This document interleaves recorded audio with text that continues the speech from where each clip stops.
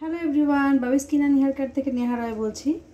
আজকে তোমাদের সাথে শেয়ার করব যে তোমরা যারা ড্রাই স্কিনের সমস্যায় ভুগছ তারা কি করতে পারো যে স্কিন যাতে ড্রাই না হয়। তো আজকে তোমাদের সাথে এটা শেয়ার করব যে তোমরা কোন প্রসেসে যদি স্কিন কেয়ার করো তাহলে তোমাদের স্কিনটা হাইড্রেট থাকবে। ঠিক আছে, তো সকালবেলা উঠে আমি একটু চুলটা আঁচড়ে নিই, কারণ একটু চুলটা আঁচড়ানো খুবই দরকার। তো আজকে তোমাদের সাথে শেয়ার করছি যে তোমরা স্কিনকে কিভাবে ঠিক রাখবে। প্রথম কথা হচ্ছে, যখন তোমরা স্কিন কেয়ার করো তখন তোমাদের কি হয়,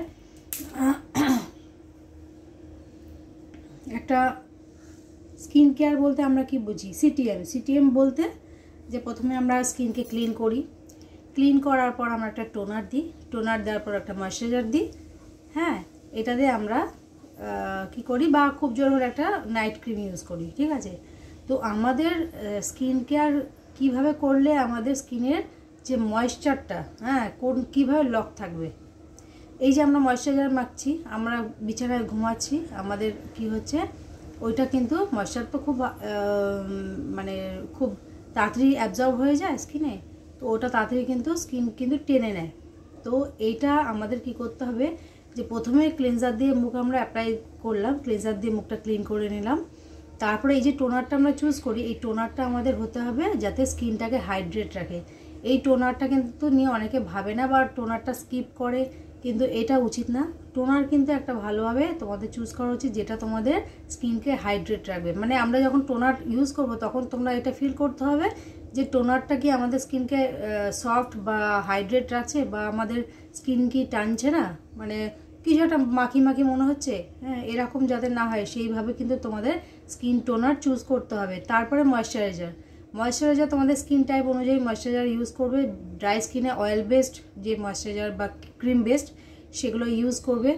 করার পর আমরা কি করব, একটা ভ্যাসলিন যেটা পেট্রোলিয়াম জেলি আমরা বলি, সেটার একটা হালকা প্রলেপ কিন্তু আমরা স্কিনের ওপর দিয়ে তারপরে কিন্তু আমরা ঘুমাবো। তাহলে আমাদের যাদের ড্রাই স্কিনের প্রবলেম আছে, খুব ড্রাই স্কিনে ভোগো, তাদের কিন্তু আমাদের ওই যে ময়েশ্চারাইজারটা আমরা অ্যাপ্লাই করলাম তাতে কি হয়, স্কিনটা ওই ময়েশ্চারটাকে কি হয়, ওই ভ্যাসলিনটার যে একটা প্রোটেকশন দিলাম, একটা স্কিন ব্যারিয়ার যে আমরা তৈরি করলাম সেটাকে লক রাখে। তাহলে আমাদের স্কিনটা কি হচ্ছে, হাইড্রেট থাকবে। এটা তোমরা সপ্তাহে 1-2 দিন আগে করে দেখো। যদি দেখো যে তোমাদের এটা কাজে দিচ্ছে তবেই তাহলে রোজ অ্যাপ্লাই করতে পারো। ঠিক আছে, তো ভ্যাসলিন আশা করি প্রত্যেকেরই মোটামুটি স্যুট করে, কিন্তু যাদের অ্যাকনে প্রন স্কিন আছে তারা এটা স্কিপ করলেই ভালো, কারণ এতে আমাদের স্কিনের কি হয়, অয়েল সিক্রেশনটা বেশি বাড়ে। যাদের অ্যাকনে প্রন স্কিন তারা এটা স্কিপ করো, কিন্তু যাদের normal skin, dry skin, sensitive skin তারা কিন্তু এটা অ্যাপ্লাই করো। সেন্সিটিভ স্কিনে একবার কানের পাশে ভ্যাসলিনটা অ্যাপ্লাই করে দেখো যে কোনো প্রবলেম হচ্ছে কিনা, তারপরে তোমরা এটা অ্যাপ্লাই করতে পারো। তাহলে কি বললাম, যে সিটিএম অবশ্যই দরকার, ক্লিনজিং, টোনিং, ময়েশ্চারাইজিং। এটা হওয়ার পর একটা ভ্যাসলিন পেট্রোলিয়াম জেলি একটা হালকাভাবে একটা লেয়ার পুরো স্কিনে অ্যাপ্লাই করে তারপরে ঘুমাতে যাও। দেখবে পরের দিন উঠে কেমন ফিল করছো, কমেন্ট করে জানিও। অ্যাপ্লাই করে দেখো, সপ্তাহে 1-2 দিন আগে করে দেখো। যদি দেখো যে হ্যাঁ ভালো লাগছে তবে রোজ অ্যাপ্লাই করো। বিশেষ করে শীতকালে তোমাদের স্কিনটা ভালো রাখবে। Thank you.